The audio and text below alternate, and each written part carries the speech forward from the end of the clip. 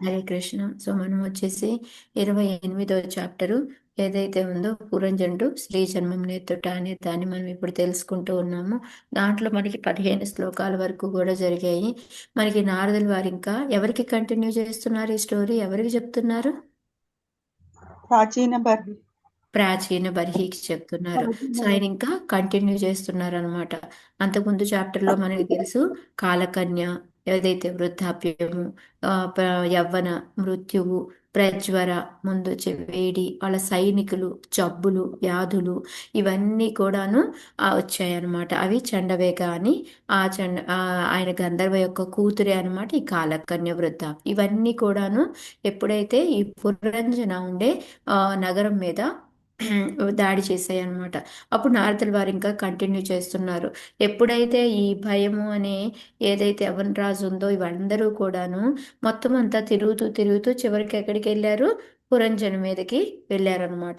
ఎప్పుడైతే ఆ పురంజను మీదకి వెళ్ళారో ఆ పురంజన్ని ఎవరు కాపాడుతూ ఉన్నారు? ఒక ముసలి సర్పం, 5 తలల ముసలి సర్పం. ఎందుకు ముసలి అని చెప్పబడ్డారు అంటే ఎప్పుడైతే ముసలితనం వస్తుందో మనలో ప్రాణశక్తి కూడా క్షీణిస్తుంది అనమాట. ఇంతకు ముందులా మనం శ్వాస తీసుకోలేకపోతాము, ఆ విధంగా ఆరోగ్యంగా ఉండలేకపోతాం అనమాట. సో అందుకని ముసలి సర్పం చేత పాలించబడుతుంది అని మనకి సెకండ్ శ్లోకాల్లో చెప్పారు. ఆ సెకండ్ థర్డ్ శ్లోకాల్లో కూడా ప్రపాదుల వారు మనకి రాస్తూ ఉన్నారు ఏ విధంగా ఈ ముసలితనంలో నుంచి మనం ఈ బాధ నుంచి తప్పించుకో. అసలు కారణం ఏంటంటారు? ముసలితనంలో ఎక్కువ బాధపడడానికి కారణం ఏంటి? సన్యాసం మాతాజీ కూడా చెప్పారు, నేను చెప్పాను. ఏంటి బాధకు పడ్డానికి కారణం ముసలితనం? భౌతికంగా మీద కోరికలు, కుటుంబం మీద కోసమే మెయిన్ గా మాత్రమే మైథున వృత్తి మాతాజీ. ఎప్పుడైతే మనం యంగ్ ఏజ్ లో ఉంటామో ఎక్కువగా మైథున సుఖం కోసం పోరాడతాము, అంత ఇదిగా మనం ముసలితనంలో బాధపడతాము అని ప్రపాదులు వారు చెప్తున్నారు. సో దానికోసం మనం ఏం చేయాలి అంటే ఇప్పుడు మనది అయిపోయింది ఎలాగూ. సో మన పిల్లలకైనా కూడా మంచిగా ట్రైనింగ్ ఇవ్వాలి. యుక్త వయసులో ఉండగా ఏం చేయాలి ఇది అనేది, మనం ఒక బ్రహ్మచర్యాశ్రమం ఎట్లా ఉంటుంది ఏంటి అనేది, వాటన్నిటినీ కూడా వాళ్ళకి మనం ట్రైనింగ్ ఇవ్వాలి అనేది మనకి ప్రపాదుల వారు చెప్తున్నారు. దానికి ఎగ్జాంపులే మనం చెప్పుకున్నాము.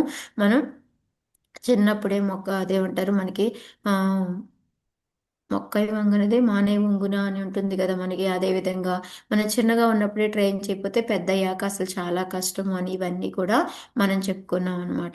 సో ఎప్పుడైతే ఈ కాలకన్య పురంజన్ దగ్గరికి వచ్చి వృద్ధాప్యం అనేది ఎందుకు వచ్చిందో ఆటోమేటిక్గా ఏమవుతుంది, ఏం చేసినా కూడా ఆయన శక్తి అనేది సరిపోవట్లేదు అనమాట అడ్డగించుకోవడానికి. నువ్వు వచ్చినా సరే నాకేం పర్వాలేదు, నా పనులు నేను చేసుకోగలను అని అడ్డగిద్దామన్నా కూడా అడ్డగించుకోలేకపోతున్నాడు అనమాట. సో అప్పుడు ఈ యవనరాజు ఏంటంటే ఇంకా దాంతోపాటు ఈ వ్యాధులు అనేవి కూడా రావడం మొదలు పెట్టాము. దాంతో మనకి చాలా ఇబ్బందులు కలుగుతాయి. మనకి ఆ ఇబ్బందులు ఏంటి అనేది మనం అందరం తెలుసుకున్నాము. మనం తినింది అరగడానికి మెడిసిన్ వేసుకోవాలి, కొంచెం నడవలేము మనం, ఆ విధంగా ఎన్నో రకాల ఇబ్బందులు మనలోకి ఎంటర్ అవుతాయి అని మనము తెలుసుకున్నాం అనమాట. కానీ ఎంత ఉన్నా కూడా ఈ పురంజనికి ఆ కుటుంబం మీద ఆ అనురాగం అనేది తగ్గుతుందా? ఈ వృద్ధాప్యం వచ్చింది, ఇది వచ్చింది, ఎవరినైనా మీరు ఇంక వృద్ధాప్యం వచ్చింది కదా ఇల్లు వదిలి వెళ్ళిపోండి అంటే ఎవరైనా రెడీగా ఉంటారా? లేదు మాత్రమే. ఎవ్వరూ వెళ్ళరు. అదే ఇక్కడ మనకి చెప్తున్నారనమాట. వాళ్ళంతా వచ్చి కూడాను ఇది చేస్తున్న ఆ కుటుంబం పట్ల అమితమైన అనురాగం ఉండడం వలన ఆయన ఇంకా సంకటంలో పడ్డాడు. అయ్యో వీళ్ళు వచ్చారు, నేను ఎట్లాగా నా ఫ్యామిలీని వదిలిపెట్టి నేను ఎలా వెళ్ళిపోవాలి అని ఒక రకమైన బాధలో ఉన్నాడు అనమాట. కానీ ఇంకా ఇంకా ఎక్కువగా కాలకన్య కౌగిలించుకోవడం అంటే వృద్ధాప్యం కౌగిలించుకోవడం మొదలు పెట్టేటప్పటికి ఆయనలో బుద్ధి నశించిపోతుంది, విహీనుడైపోతాడు. ఈ విధంగా అయిపోయి ఇంకా వాళ్ళతో జయింపబడతాడు అన్నమాట. అంటే ఇంకా పూర్తిగా వాళ్ళ వశంలోకి వెళ్ళిపోతాడు. ఫస్ట్ ఏంటంటే కొంచెం పోరాడతాడు, కానీ ఆ తర్వాత ఆ శక్తి సరిపోదు కాబట్టి ఆయన వాళ్ళ వాళ్ళ ఆధీనంలోకి పూర్తిగా వెళ్ళిపోతాడు అనమాట.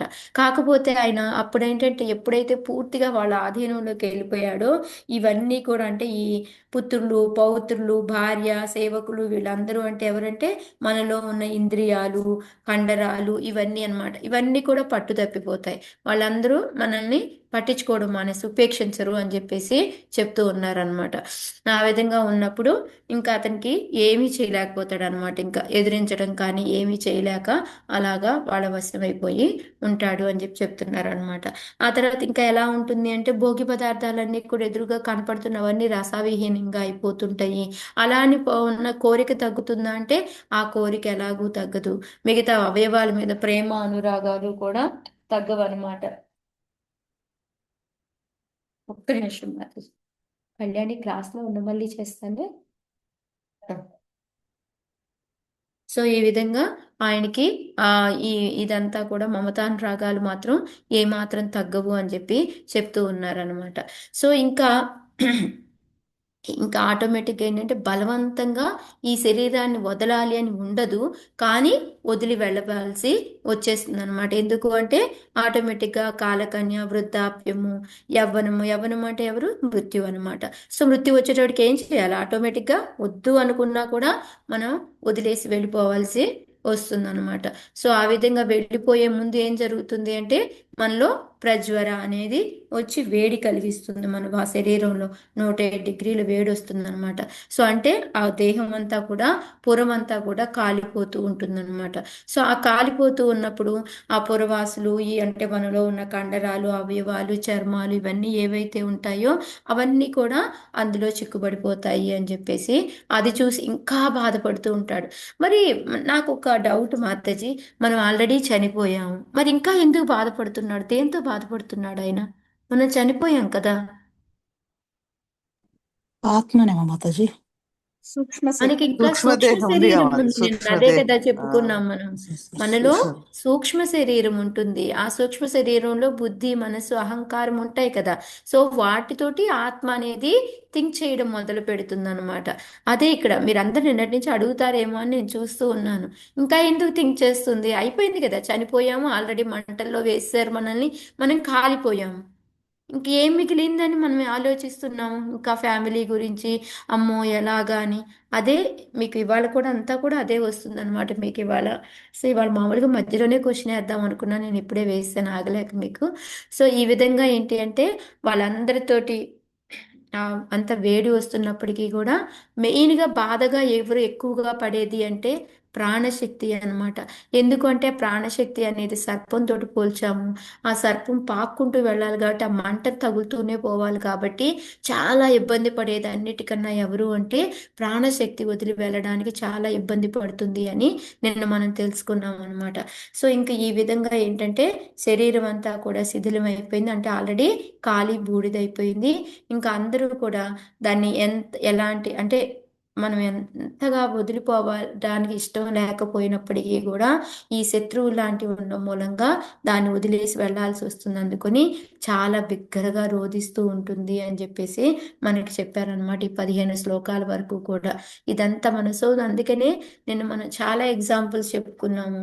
మనం చావు వచ్చే వరకు కూడా ఎదురు చూడకూడదు. మనకి అన్ని బాగున్నప్పుడే మనకి చావు రావాలి అని మనం కోరుకుంటూ ఉండాలి ఇప్పుడు. ఎందుకంటే ఆ తర్వాత మన ఆధీనంలో ఏవి ఉండవు. కానీ మృత్యు వచ్చినా వదిలి వెళ్ళడానికి, శరీరాన్ని వదిలి వెళ్ళడానికి ఎవరు భయపడరు? ఎవరు భయపడతారు? హరే భక్తులు కృష్ణ. భయపడరు మాతాజీ. యా, భక్తులు భయపడరు. ఎందుకు భయపడరు? వాళ్ళకి తెలుసు కదా మాతాజీ, ఆయన వాళ్ళకి ఫ్యూచర్ మరణించినా ప్లాన్ అనేది భగవంతుడు. ఆల్రెడీ చేసుకొని ఉన్నారు. సో నెక్స్ట్ ఎక్కడికి వెళ్తాము, వాళ్ళ డెస్టినీ ఏంటి అనేది తెలుసు. సో ఇంకా ఈ లైఫ్ లో మేము ఉండక్కర్లేదు, ఈ భౌతిక చక్రాలయంలో మేము హ్యాపీగా ఆధ్యాత్మిక లోకం వెళ్తామని చాలా ఆనందంగా వాళ్ళు. అందుకే మనం ఇప్పుడు చూడండి, మన డివోటీస్ కి డెత్ యానివర్సరీని సెలబ్రేట్ చేస్తాము. ఎందుకు సెలబ్రేట్ చేస్తాము?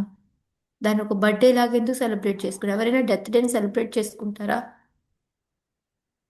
అది బాధాకరమైంది, కానీ మనం ఎందుకు ఎంతో ఆనందంగా సెలబ్రేట్ చేసుకుంటాం? వాళ్ళ ఆధ్యాత్మికలోకి వాళ్ళు వెళ్ళిపోయారు. మంచి జన్మ యా, తీసుకుంటారు. వాళ్ళు మంచిగా ఆధ్యాత్మిక లోకంకి వెళ్ళారు. వాళ్ళ అసలైన బర్త్ వాళ్ళది. అది డెత్ కాదు, వాళ్ళ అసలైన బర్త్ వాళ్ళది. అందుకని మనం అలా సెలబ్రేట్ చేసుకుంటాం అనమాట. సో అక్కడ దాకా మనం నేర్చుకున్నాం. ఇవాళ 16 నుంచి ఏం జరుగుతుంది అనేది. మ్యాక్సిమం ఇవాళ మనం ఈ ఈ వెళ్ళేటప్పుడు ఈ మనసు ఇదంతా కూడాను ఆ ఫ్యామిలీ కోసం, భార్య కోసం, ఈ భార్య ఏ విధంగా ఇవన్నీ సరిచూసుకుంటుంది, తనొక్కటి ఎలా భరిస్తుంది అని ఆ ఆలోచనలతోటి ఆ చింతనలోనే ఉంటాడనమాట. దాని గురించి వాళ్ళు చూద్దాం. శ్లోకాస్ 16 షేర్ చేయలేదు కదా నేను.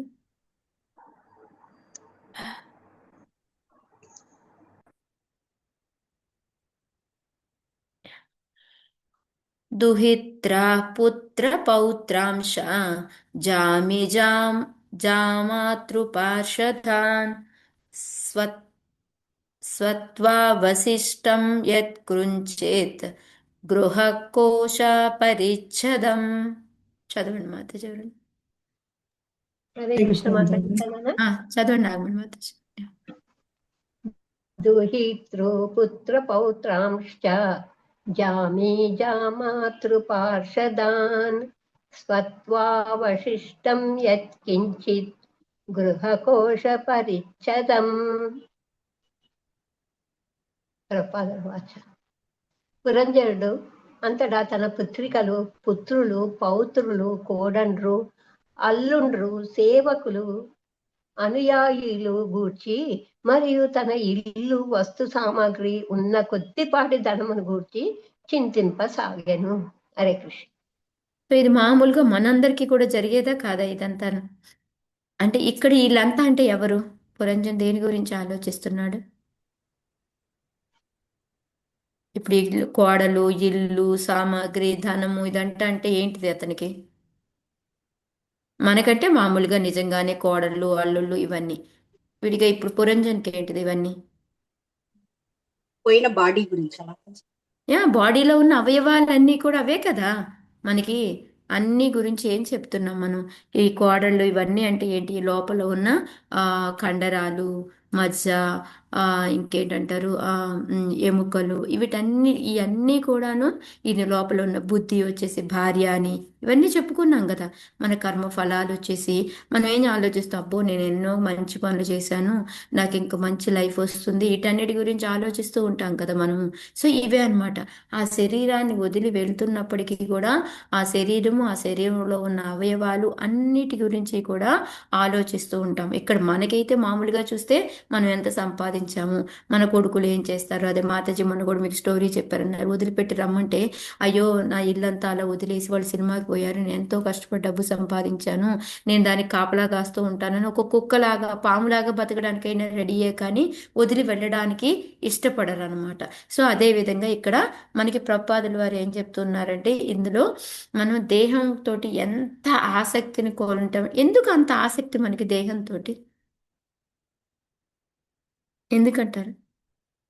దేహం మనం అనుకుంటున్నాం కాబట్టి ఆత్మ అది దేహంతో మనం అటాచ్ అయి ఉంటాం. ఇది నాది, నా నా నా అనేసి ఎంత అటాచ్మెంట్ పెట్టుకొని ఉంటామో, దీన్ని వదిలి కాలిపోతున్నా సరే దాన్ని వదిలి వెళ్ళాలి అని అనిపించదు అనమాట. దాంతోనే ఉండాలి అని అనిపిస్తుంది.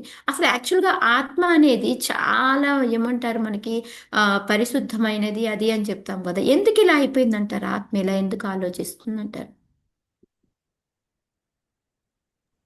ఇదంతా ఆత్మ ఆలోచిస్తున్నట్టేనా మాతాజీ? ఇదంతా ఆత్మ ఆలోచిస్తున్నట్టేనా? ఎస్ మాతాజీ, ఇదంతా ఆత్మే ఆలోచిస్తుంది. కానీ ఎందుకు ఆత్మ ఇదంతా ఆలోచిస్తుంది? శరీరంలో మనం ఏం చెప్తాం? చాలా శుద్ధమైంది, అపవిత్రమైపోయింది మాతాజీ. ఎలా అపవిత్రమైంది? అన్ని భౌతిక సుఖాలతోటి. భౌతిక సుఖాలతోటి దాన్ని మనమే మార్చేసాం. యాక్చువల్గా ఆ కడుపులో ఉన్నంత వరకు కూడా ఆత్మ రోధిస్తూ ఉంటుంది. మనం 3rd క్యాంటోలో చదువుకున్నాం కదా, నాకు ఈ జన్మొద్దు బాబోయ్, నాకు ఇంకొద్దు, నేను ఎప్పుడు నేను మర్చిపోను అని చెప్తూ ఉంటుంది. ఎప్పుడైతే బర్త్ తీసుకొని కింద పడిందో అంటూ మొదలు పెడుతుందో ఏమవుతుంది? ఈ గుణాలన్నీ అంటుకుపోతాయి. దాంతో ఇక మళ్ళీ ఆ చైతన్యం అనేది పవిత్రం నుంచి అపవిత్రంగా మారిపోతుంది అనమాట దానివల్ల. సో ఇక్కడ ప్రపాదులు వారు ఏం చెప్తున్నారు అంటే, మనం ఎంతసేపటికి, నేను ఇంతకుముందు కూడా ఒకసారి ఎప్పుడో మీకు చెప్పాను, రాధేశ్యామ్ ప్రభు ఒక లెక్చర్లో చెప్తూ ఉంటారు, చనిపోబోతూ ఉంటాము, అయ్యా అయ్యా నా కొడుకు వచ్చే వరకు బతికించయ్యా, ఇంకో గంట బతికించయ్యా, నా చుట్టాలందరూ నన్ను చూడడానికి వస్తున్నారయ్యా అని వెనకాల పడిపోతూ ఉంటాము. డాక్టర్లు కూడా తెలుసు ఇది ఆల్రెడీ చనిపోయింది బాడీ అని, కానీ ఏం చేస్తారు? వదిలేస్తారు. వెంటనే చనిపోయిందని డిక్లేర్ చేస్తారా? మనకి ఏం చేస్తారు వాళ్ళు? వాళ్ళ ప్రయత్నాలు ఏవో చేస్తారు, ఆక్సిజన్ అంటే వెంటిలేటర్ మీద పెడతారు ఈ మాతాజీ. వెంటిలేటర్ మీద ఇలా పెట్టి లేస్తుందా లేదా, మళ్ళీ సడన్ స్ట్రోక్ ఇస్తే అని వాళ్ళు ట్రై చేస్తారు. అదే ప్రపాదులు వారు చెప్తున్నారు అనమాట ఇక్కడ. నామమాత్రమైన వైద్యుడు, ఎందుకంటే నామమాత్రమని అన్నారు వైద్యుడిని. భగవంతుని సృష్టి అది, అతను ఏం చేయలేడు, ఉట్నే అక్కడ ఆ మాత్రం వరకు ఎగ్జాక్ట్లీ, చేయడం వరకే అంతే. దానికోసమే ప్రపాదుల వారు నామమాత్ర వైద్యుడు అని పెట్టారనమాట.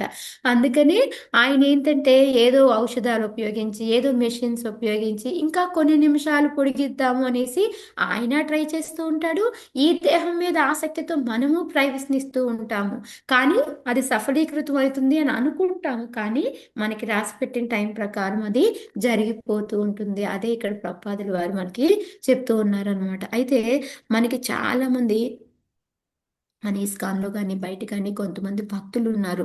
వాళ్ళందరూ కూడా ఏంటి అంటే, మనం మెయిన్గా లాస్ట్లో మనం ఆశ్రయం తీసుకోవాల్సింది ఏంటంటే, మనకి భీష్ముడు చెప్తూ ఉంటాడు విప్రధర్మ అచ్యుతాశ్రయ అనేసి. మనము ఆ ధర్మానికి అచ్యుత భగవంతుడి యొక్క ఆశ్రయం తీసుకోవాలి. ఇలా వైద్యులు వీళ్ళ వీళ్ళ పిల్లలు కొడుకులు వీళ్ళ ఆశ్రయం కాదు తీసుకోవాల్సింది అని చెప్పేసి చెప్తూ ఉన్నారనమాట. సో ఇంకా మనం జీవితాన్ని పొడిగించడం కోసం రకరకాల యత్నాలు చేయడం అనవసరం అని కూడా చెప్తూ ఉన్నారు. మన దాంట్లో ఏదంటే కదంబ కానస్వామి మహారాజు ఉన్నారు. ఆ మహారాజు కూడా అంటే ఆయనకి ఫస్ట్ కొంచెం ట్రీట్మెంట్ చేస్తారు, తర్వాత క్యాన్సర్ అని తెలిసిన తర్వాత కదంబ కానస్వామి మహారాజు నన్ను తీసుకెళ్లి బృందావనంలో పెట్టండి, నాకు ఏ వైద్యము ఏమీ అక్కర్లేదు, నేను ఎన్ని రోజులు ఉంటానో అన్ని రోజులు నాకు రోజు కూడా కృష్ణ కథ వినిపించేలాగా చెయ్యండి అని చెప్తారనమాట. సో అది వింటూనే ఆయన దేహాన్ని వదులుతారనమాట. అలాగా ఇంకొక మాతాజీ నాకు ఎప్పుడు రేవతి గోపి మాతాజీ చెప్పినట్టు గుర్తు నాకు. కమలా మాతాజీ అని ఆ మాతాజీ ఒకసారి బృందావనం వస్తుంది. బృందావనం వచ్చిన తర్వాత జగన్నాథ పూరి గురించి తెలుస్తుంది. అప్పటి వరకు తెలియదు ఆమెకి. జగన్నాథ పూరి వెళ్ళి చూసి వస్తుంది అనమాట. వచ్చిన తర్వాత ఆమె అందరికీ డివోటీస్కి చెప్పేస్తుంది, నాకు దేవుడి దయ వల్ల 75 సంవత్సరాల కల్లా కూడా నాకు నా జీవితం అయిపోతే బాగుండు, నేను ఇప్పుడే అంటే అన్ని ప్రాపర్గా ఆలోచిస్తూ ఉన్నప్పుడే నా లైఫ్ను వదిలేయాలనుకుంటున్నాను. నేను ఆల్రెడీ జగన్నాథం చూశాను, బృందావనంలో కృష్ణుని చూశాను, ఇంకా నాకు ఇంక ఏమీ వద్దు అని అనుకుంటుంది అనమాట. కరెక్ట్గా ఆమె అలా అంతా గట్టి కోరికతో ఉంటే 75వ సంవత్సరంలో ఆమెకి క్యాన్సర్ వస్తుంది. అప్పుడు చెప్తే ఆమె అదే చెప్తుంది, నాకు మెడిసిన్స్ ఏమీ వాడద్దు అంటుంది. కరెక్ట్గా 2 నెలల్లో ఆమె చనిపోతుంది అనమాట. ఆమె అంటే ఓన్లీ అంటే నిన్న మనకి శ్లోక వచ్చిందంటే కృష్ణయ్య పద పదాంగ పంకజ, మనం ఏదైతే అన్ని ఆలోచించే టైంలోనే నన్ను తీసుకెళ్ళిపో అని ఎలా అయితే బిల్లమంగళ ఠాకూర్ చెప్తున్నారో ఆ విధంగా అనమాట. ఎంతో మంది ఇలాగ మనకి ప్రాక్టికల్గా వీళ్ళందరూ కూడా ఇప్పుడు ప్రపాదులు వారు ఎంత లాస్ట్ మినిట్ ఇంకా శరీరం వదిలేటప్పుడు కూడా ఏం చేస్తూ ఉన్నారు ప్రపాదులు వారు, నా లైఫ్ని పొడిగించండి అని అడిగారా, ఏం చేస్తా ఉన్నారు లాస్ట్ మినిట్ వరకు కూడా? భాగవతం శ్లోకాలు చెప్తున్నారు. భాగవతం శ్లోకాలు మనకి మీరు చూసారు అంటే ఆ చూస్తున్నాను. లాస్ట్ వీడియో చూసాము అంటే అప్పుడు కూడా శ్లోకాన్ని డిక్టేట్ చేస్తూనే ఉన్నారు. సో ఇది ఉండాలి కానీ మనది నా లైఫ్ ఇంకొంచెం పొగిడించు, నా పిల్లల్ని చూసుకుంటాను, నా కొడుకు పెళ్లి చూస్తాను, నా కూతురు కోడలు పెళ్లి చూస్తాను, ఇట్లా మనవరాళ్ళ పెళ్లి చూస్తాను, ఇవి ఉండకూడదు అనేది మెయిన్గా మనకి ప్రపాదులు వారిస్తున్న హింట్ అన్నమాట. ఓకే, అహం మమేతి స్వీకృత్య గృహేషు కుమతిర్గృహి దద్ధ్వౌ ప్రమదయాదీనో విప్రయోగా ఉపస్థితే. చదవండి మాతాజీ, చదవండి హరే గంగోలు. ప్రణామాలు మాతాజీ. హరే కృష్ణ. ఇందిరా మాత చదవండి. అహం మమే స్వీకృత్య గృహేషు కుమతిర్గృహి దద్భౌ ప్రమదయా దీనో విప్రయోగ ఉపస్థితే. పురంజనుడు తన కుటుంబము పట్ల అమితాసక్తుడై ఉండి నేను నాది అనడి భావనతో నిండియుండెను. భార్య పట్ల అమితాకర్షణము కలిగినందున అతడు అతి దీనుడై వియోగ సమయమున మిగుల దుఃఖితుడయ్యను. హరే కృష్ణ మాతాజీ. హరే కృష్ణ. సో ఎందుకు మనం అంత దుఃఖితులు అవుతాము అనే దానికి రీజన్ ఇక్కడ మనకి చెప్తున్నారనమాట. ఎందుకు? అతను నేను నాది అనే దాంతో ఉన్నాడు కాబట్టి, అందువలన ఆ భార్య పట్ల కూడా అమితాకర్షణ. ఎందుకు ఆ భార్య పట్ల అనేది మనకి ఇంకా ముందు ఎందుకు అంత అమితాకర్షణ భార్య పట్ల ఉంది అంటానికి కూడా అతను మనకి ముందు శ్లోకాల్లో వస్తుందన్నమాట. అందుకని అంత దుఃఖంతో అయ్యో నా భార్యను వదిలిపెట్టాల్సి వస్తుంది ఎలాగా అని ఆ బాధతో ఉన్నాడు. ఎందుకు? మెయిన్ రీజను నేను నాది అనేది ఉండడం మూలంగానే అని చెప్తూ ఉన్నారు అనమాట. ఎందుకంటే ఈ మనకి ఆ చనిపోయేటప్పుడు కూడా మనకి భౌతికమైన కోరికలు ఉంటాయి కదా, ఏవైతే ఉంటాయి మనకి తినాలి తాగాలి ఇవన్నీ కూడాను, అవన్నీ ఎలా కంటిన్యూ అవుతాయి? ఇందాక నేను చెప్పినట్టు సూక్ష్మ శరీరంతో కంటిన్యూ అవుతాయి. అసలు ఈ కోరికలన్నీ ఎక్కడి నుంచి వస్తాయి మనకి అసలు? మన మనస్సు నుంచి వస్తాయి కదా మాతాజీ. మన మనస్సు, ఆ మనస్సుని మనం ఓవర్కమ్ చేయకపోతే బుద్ధితోటి ఏమవుతుంది? బుద్ధి కూడా అదే దారిలోకి వెళ్ళిపోతుంది. అవును, ఆ కోరికను ఎలా తీర్చుకోవాలి, ఏం పని చేయాలి అని దానికి. అందుకని మనం ఏం చేయాలి? మనస్సు కన్నా మనస్సు చెబుతూ ఉన్న బుద్ధితోటి దాన్ని మనం డామినేట్ చేయాలి. లేదు లేదు, నువ్వు కోరుకునే కోరిక రాంగు అని. కానీ ఇక్కడేమవుతుంది? మనకి ఆ సూక్ష్మ శరీరం మనసు ఎప్పుడైతే ఆలోచిస్తుందో బుద్ధి అహంకారం కూడా దాని వెనక. అందుకే ఈ మనకి కంప్యూటర్లో మెయిన్ ఇంపార్టెంట్ పార్ట్ ఏంటి? కంప్యూటర్ తీసుకున్నాం hard disk hard disk chip, అది ఇంపార్టెంట్ కదా. సేమ్ అలాగే మనలో సూక్ష్మ శరీరం అనేది చాలా ఇంపార్టెంట్ అన్నమాట.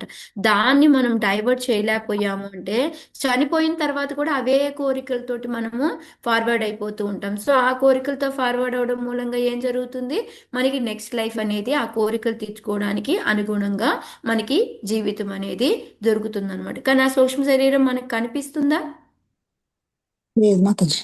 ఆలోచించడం చేస్తాము. బుద్ధి, మనస్సు, ఈ అహంకారం ఇవేవి కూడా కనిపించేవి కాదు. మన చర్మచక్షువులకి ఏది కూడా కనిపించేది కాదనమాట. అదే ఇక్కడ మనకి ఈ ఫస్ట్ పారాగ్రాఫ్ అంతా ప్రపాదుల వారు చెప్తున్నారు. మన ఈ స్థూల దేహం నశించినప్పటికీ కూడా మనలో ఉన్న భౌతిక భోగ ప్రవృత్తి ఏదైతే ఉంటుందో అది మన ఈ సూక్ష్మ శరీరంతో మోసుకొని పోతూ ఉంటుందన్నమాట. సో అది మోసుకొని పోవడం మూలంగా ఆ తర్వాత మనకి అలా మనం ఏ కోరికలతో ఉన్నామో ఆ లైఫ్ వస్తుంది. ఇప్పుడు పురంజన్ ఎవరి గురించి ఆలోచిస్తున్నాడు? వాళ్ళ భార్య గురించి ఆలోచిస్తున్నాడు. సో ఆటోమేటిక్ ఆయనకి ఏ లైఫ్ దొరుకుతుంది? దొరుకుతుంది అనమాట.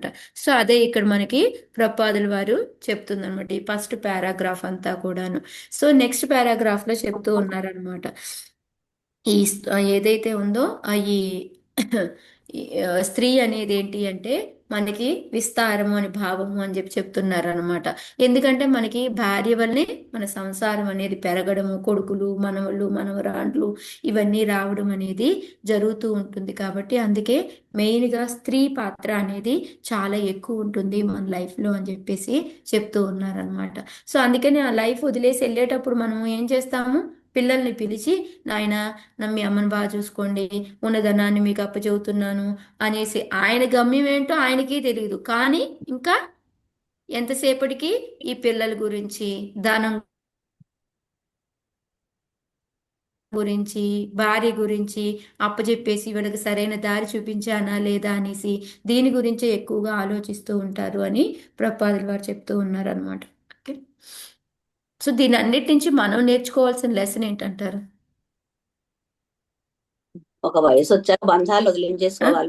మనం లేకపోతే కూడా వాడు బాగానే ఉంటాడు. అలా అని మనం అన్ని వదిలేయాలా? మన బాధ్యతల్ని అన్నిటినీ వదిలేయాలా? పట్టుకోవాలి మాతాజీ, భగవంతుని పట్టుకోవాలి. బంధాలు లేకుండా చూసుకోవాలి. కరెక్ట్. మనము అటాచ్మెంట్ పెట్టుకోకూడదు. లవ్ అనేది చూపించాలి, ప్రేమ బాధ్యత అవన్నీ నెరవేర్చాలి. బట్ వాళ్ళతో అటాచ్మెంట్ అంటే వెళ్ళిపోయేటప్పుడు కూడా వామ్మో నేను లేకపోతే ఏమైపోతారు నా ఫ్యామిలీ, మనం ఎప్పుడు అనుకుంటూ ఉంటాం చూడండి, నేను లేకపోతే ఈ ఫ్యామిలీ ఏమైపోతుందో. నేను మన 21 రోజులు లేను, ఏమైంది నా ఫ్యామిలీ? హ్యాపీగా వండుకున్నారు, తిన్నారు. అద్దిల్లాగా ఊహించుకొని బతకాలని చెప్తారు కదా మాతాజీ. సో అనుకుంటాం, నేను అనుకున్నా అయ్యో పాపం ఎలా వండుకుంటారో, ఎలా తింటారో, ఎలా ఉంటారో ఏంటో నేను లేకపోతే అనేసి ఒక నిమిషం ఆలోచించిన తర్వాత మా అమ్మాయిని అడిగింది, అమ్మా అలాగే అనిపిస్తది కదా మాతాజీ. అదే అంటున్నాను మాత. అది దాని నుంచి మనకి ప్రాక్టికల్గా కనపడుతున్నా కూడా మనం ఇంకా థింక్ చేస్తూ ఉంటాం. ఏది ఆగుతుంది మాతాజీ? ఇప్పుడు చూడండి, మన శ్మశాన వైరాగ్యం అంటే మనం వెళ్ళొస్తాము, అమ్మో ఇంక ఈ ఫ్యామిలీ ఏమైపోతుందో అనుకుంటాం. అసలు ఈ మనిషి లేకపోతే నేను ఇంక తినలేను ఉండలేను అనుకుంటాం. మరుసటి రోజే ఆకలి వేస్తుందా లేదా మాతాజీ? మరుసటి మరుసటి దాకా సాయంత్రానికి వేస్తుంది కానీ తినబుద్ధి సాయంకాలానికి అవుతుంది. ఆకలిస్తుంది అని ఇవన్నీ మాతాజీ సాయంత్రం కూడా కాదు మాతాజీ, వాళ్ళు అక్కడ అన్ని చేస్తూ ఉంటే వేరే గదిలోకి వెళ్ళి తినేసి వస్తూ ఉంటారు మాతాజీ. ఓకే, మరీ ఎక్కువ అటాచ్మెంట్ ఉంటే మేబీ ఒక రోజు అంతా ఉంటామేమో, నెక్స్ట్ డే వెళ్ళేసి మళ్ళీ మామూలే, మళ్ళీ తినాలి తాగాలి, ఎవ్రీ పనులు నార్మల్గానే అయిపోతాయి. ఇవన్నీ మనం చూస్తూనే ఉంటాము, కానీ నేను లేకపోతే నా ఫ్యామిలీ ఏమైపోతుందో అనే భయంలో ఉంటాం మనం. అది మెయిన్గా ప్రపాదులు వారు చెప్తుంది, ఆ భయాన్ని వదిలేయండి. నార్మల్గా మనం భగవంతుడి మీద ఆధారపడితే భగవంతుడే వాళ్ళని దేఖ్భాల్ చేస్తాడు, వాళ్ళు చూసుకుంటాడు అని మెయిన్గా మనకి ఇది అన్నమాట. ఓకే, లోకాంతరం గతవతి మయ్యనాథ కుటుంబిని వర్తిష్యతే కథం త్వేష బాలకానను శోచతి. హరే హరే కృష్ణ కృష్ణ హరే కృష్ణ మాతాజీ. మాతాజీ, నేను మాతాజీ చదువుతాను. ప్రణామాలు మాతాజీ మాతాజీ. నేను చదువుతాను మాతాజీ. హరే కృష్ణ. ఓకే, ఒక్క నిమిషం మాతాజీ నేను మాతాజీ మీరు చదవాలా చదవండి, మాతాజీ? నెక్స్ట్ సరోజన మాత చదువుతుంది. ఇంకెవరో మాట్లాడారు, ఏంటి నేను మాతాజీ? కూడా అడిగానమ్మా. నేను మాతాజీ జయశ్రీ మాతాజీ. ఓకే, జయశ్రీ మాతాజీ మీరు 3వ శ్లోక చదువుతారు. Okay, Kanakavalli Mataji okay first మీరు చదవండి, next Sarojini Mataji, next Jayashree Mata. Okay thank you Mataji. Hare thank you అమ్మా. లోకాంతరం గతవతి మయ్యనాథ కుటుంబిని వర్తిష్యతే కథం త్వేషా బాలకా నన్ను శోచతి. అయ్యో నా భార్య ప్రభుపాదికి జై. అయ్యో నా భార్య పెక్కు సంతాన బాధ్యతను కలిగి ఉన్నది కదా, నేను దేహమును విడిచిన పిమ్మట వారిని అందరినీ ఆమె ఎట్లు పోషించగలదు? కుటుంబ పోషణమును గూర్చిన ఆలోచనలచే ఆమె మిక్కిలి బాధకు గురియగును కదా అనుచు పురంజనుడు చింతాక్రాంతుడై తలంపసాగెను. హరే కృష్ణ. జై శ్రీ సో ఎప్పుడు మనం ఎక్కువగా భార్య గురించి ఎందుకు ఎక్కువ ఆలోచిస్తారు అనేది ఇక్కడ ప్రపాదుల వారు చెప్తున్నారు అనమాట. అంటే ప్రపాదుల వారు కాదు, సరే, మనకి నారదుల వారు చెప్తున్నారు అనమాట. ఎందుకు అంటే ఆమె ఎంత పతివ్రతగా ఉంటుందో అంత ఇదిగా మనం ఎక్కువగా అటాచ్ అయిపోతాము అని చెప్తున్నారు అనమాట. ఎందుకంటే నా వల్లనే ఆమెకు బోల్డంత సంతానం కలిగింది, అది ఇప్పుడు నేను దేహాన్ని విడిచిపెట్టి వెళ్ళిపోతే ఆమె వీళ్ళందరినీ ఎలా మెయింటైన్ చేసుకుంటుంది? అయ్యో పాపం, తనకు అసలు ఏమీ తెలియదు. ఇదే కదా మనం ఆలోచించేది, మన మగాళ్ళు కూడా ఇదే ఆలోచిస్తుంటారు. దీనికి ఏమీ తెలియదు, ఎట్లా ఏడుస్తుంది లైఫ్ని, ఏమీ తెలియదు అని అనుకుంటూ ఉంటారు కదా, అదే అనమాట. ఇది ప్రాక్టికల్గా నేను మా ఫ్రెండ్ తను ఉంది కదా, మొన్న ఫ్రెండ్ వాళ్ళ అమ్మాయి పెళ్ళికి వెళ్ళాను కదా, వాళ్ళ హస్బెండ్ చనిపోయినప్పుడు దీనికి నిజంగా ఒక బ్యాంక్ అకౌంట్ చూడడం కూడా రాదు, లిటరల్గా అనమాట. తనకి ఏమీ తెలియదు. సో ఎవ్రీథింగ్ రన్ చేసి ఇప్పుడు మొన్న పెళ్లి చేసింది చూస్తే నాకు చాలా ఆశ్చర్యం వేసింది. తనే తినా అనేసి, అంటే అంత నీట్గా హ్యాండ్లింగ్ చేసుకుంది. బట్ ఓకే, ప్రతి దాంట్లో నేనే ఉండాలి, నా పర్మిషనే ఉండాలి అని కొన్ని నాకు నచ్చలేదు. బట్ తన హ్యాండ్లింగ్ పవరు అది చూసి, అంటే మనలో మనం అనుకుంటాం మనకేమీ తెలియదు అని, కానీ అవసరం వస్తే మనలో ఉన్న టాలెంట్ అంతా బయటకు వస్తుంది అనేది నిద్రాణంగా ఉన్నది బయటకు వస్తుంది. ప్రాక్టికల్గా నేను చూశాను. అయితే ఎప్పుడు నేను చూడలేదు ఒక టికెట్ బుక్ చేయడం కానీ, ఒక హోటల్కి వెళ్ళడం కానీ, తనంతట తను ఏది చేయలేదు. నేను ఆల్మోస్ట్ నాకు 30 years నుంచి చాలా క్లోజ్ అనమాట వాళ్ళు. ఎప్పుడు మేము బయటికి వెళ్ళినా ఆయనే తెస్తారు, డ్రెస్సులు కొన్నా ఆయనే కొంటారు, చీర కొన్నా ఆయనే కొంటారు. తనకి ఎవ్రీథింగ్ ఆయన ఏం చెబితే అదే చేసేది. ఆయన పూజ చేద్దామంటే ప్రసాదాలు ఉండడం, ఇంతే చేసేది తను. ఆయన ఎంత మంచి భక్తుడు అంటే ఎప్పుడు చూడండి భక్తి భక్తి భక్తిలోనే ఉండదు. ఎప్పుడు మాకు వెకేషన్ అంటే మమ్మల్ని ఏదో ఒక వాళ్ళతోనే మేము చార్ధామ్ వెళ్ళినా ఏది వెళ్ళినా అన్నీ అనమాట. ఇలాంటిది తిని ఎలా సర్వైవ్ అవుతుంది, 2 పిల్లల్ని ఎలా చూసుకుంటుంది అనుకున్నాను నేను. ఇది నాకు ప్రాక్టికల్గా మొన్న వెళ్తే కనువిప్పు అనమాట. ఆ మ్యారేజ్ అనేది అసలు చిన్న టాస్క్ కాదు, అది ఎవరి ప్రమేయం లేకుండా తను ఒక్కటి హ్యాండిల్ చేసింది, ఈచ్ అండ్ ఎవ్రీథింగ్. సో అది మనం అనుకుంటాం, అది ఇక్కడ పురంజనుడు అంత ఆలోచిస్తున్నాడు అనమాట భార్య కోసం. అయితే ఇక్కడ దామోదరుడు మనకి అంతే కదా తల్లి, ఏది తెలియదు భర్త చాటున వచ్చింది అమాయకంగా దుబాయ్లోకి అడుగుపెట్టి అవును చివరికి అరబ్స్ తో మాట్లాడేదానికి వచ్చింది కదా అవును బిజినెస్. మనకి ప్రాక్టికల్ ఎగ్జాంపుల్ ఎదురుగా నేను చూసింది వదిలేయండి. కొన్ని పరిస్థితులు నేర్పిస్తాయి, కొన్ని అంతర్గతంగా మనకు ఆ శక్తి ఉన్న భర్త చాటు భార్యగా ఉండడంతో అవి బయటపడవు అంతే. అవును అవును అవును మాతాజీ, అవసరమే అన్ని నేర్పిస్తుంది. ఎస్, మన ఎదురుగా దామోదరి ఉంది, నేను ఎక్కడ దాకా వెళ్ళాను కానీ ఎగ్జాంపుల్కి మాతాజీ చెప్పినట్టు. సో ఇక్కడ ప్రపాదుల వారు ఏంటంటే మనకి ఏం చెప్తున్నారు అంటే స్త్రీ ఎప్పుడైతే అనుకూలవతిగా ఉంటుందో అప్పుడు భర్త ఇంకా ఎక్కువ ఆసక్తి చూపిస్తాడు ఆమె గురించి అని చెప్పేసి చెప్తూ ఉన్నారనమాట. కానీ ఈ పురంజన చరిత్ర వలన ఏంటంటే వాళ్ళు ఎంత ఇదిగా ఉన్నప్పటికీ కూడా వాళ్ళతోటి మనము అటాచ్మెంట్ పెట్టుకోకూడదు. మనం భార్య గురించి కాదు ఆ టైంలో ఆలోచించాల్సింది, భగవంతుడి గురించి ఆలోచించాలి అని చెప్పేసి మనకి చెప్తూ ఉన్నారనమాట. ఇది మెయిన్గా మనకి లైఫ్ లెసన్ ప్రపాదులు వారు చెప్తుంది ఇక్కడ. మనము ఎక్కువగా ఆలోచించాల్సింది ఎవరిని అంటే స్త్రీని గురించి కాదు, పిల్లల్ని గురించి కాదు, భగవంతుడి గురించి ఆలోచించాలి. సో ఇట్లాగే పురంజన ఆలోచించడం మూలంగా తనకి స్త్రీ లైఫ్ వచ్చింది, మనం నెక్స్ట్లో చూడబోతున్నాము. అది కాదు చేయాల్సింది అనేది మనకి ఇక్కడ ప్రపాదులు వారు చెప్పారనమాట. నమయ్యనాశితే భుంక్తే నాస్నాతే స్నాతి మత్పరా మయి రుష్టే సుసంత్రస్త భర్తిస్తే యత వాగ్భయాత్. హరే కృష్ణ మాతాజీ, ప్రణామ మాతాజీ. నామయ్య నాసితే భుక్తే నాస్నాతే నాత్ని మత్పరా మయీ రుష్టే సుపత్రస్త సుసంత్రస్త సుసత్రప్త బర్షితే మతనాగ్నయాత్ యతవాగ్భయాత్. మతనాగ్నయాత్. పురంజనుడు అంతటా భార్యతో కలిగిన పాత వ్యవహారములను జ్ఞప్తికి తెచ్చుకొనసాగాను. తాను భోజనం పూర్తి చేయనిదే ఆమె భుజించేది కాదని, తాను స్నానం ఆచరించనిది ఆమె స్నానం ఆచరించేది కాదని, తన ఏడ ఆమె ఎంత అనురక్తురాలై ఉండెననగా కొన్ని మార్లు కోపంతో చీవాట్లు పెట్టినప్పుడు ఆమె మౌనము దాల్చి అట్టి అసభ్య ప్రవర్తనను సహించేటిదని అతడు గుర్తుకు తెచ్చుకొనెను. హరే కృష్ణ మాతాజీ. ఇదంతా ఎక్కడొచ్చింది మాతాజీ మనకి? పురంజనుడు భార్య భాగవతంలో కదా మాతాజీ? భాగవతంలోనే మాత జస్ట్ బిఫోర్ మాత చెప్పారు కదా మీకు, ఒక చాప్టర్లో అంతా వస్తుంది. ఆయన ఆయనకి తిన్నాకే తినడము, ఆయన అరిస్తాడు అంటే యాక్చువల్ పురంజనుడు కూడా అలా చేస్తాడు, సేమ్ ఆమె కూడా ఇలాగే చేస్తుంది. సో భార్య ఎంత